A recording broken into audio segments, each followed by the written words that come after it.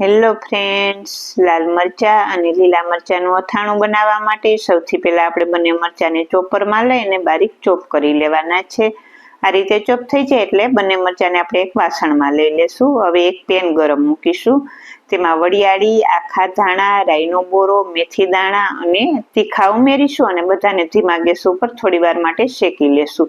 પછી gas of કરી દેશું અને તેને ઠંડુ થવા દેશું। હવે એક બીજા પેનમાં તેલ ગરમ કરીશું। તેલ ગરમ થઈ જાય એટલે ગેસ ઓફ કરી દેશું અને તેને ઠંડુ થવા મૂકીશું। જે મસાલો આપણે શેકેલો છે તેને મિક્સર જારમાં લઈને દરદરો વાટી લેવાનો છે। વટાઈ જાય એટલે જે મરચાં આપણે ચોપ કરેલા છે તેના ઉપર તે મસાલો ઉમેરી દેશું। તેમાં હળદર પાવડર, લાલ મરચું, નિમક, હિંગ અને જે તેલ ગરમ કરેલું છે તે ઉમેરીશું અને તેને મિક્સ કરી લેશું। તો તૈયાર થઈ ગયું છે મસ્ત મજાનું મરચાંનું અથાણું। ફૂલ વિડીયો જોવા માટે પેજને લાઈક કરો અને ચેનલને સબસ્ક્રાઈબ કરો।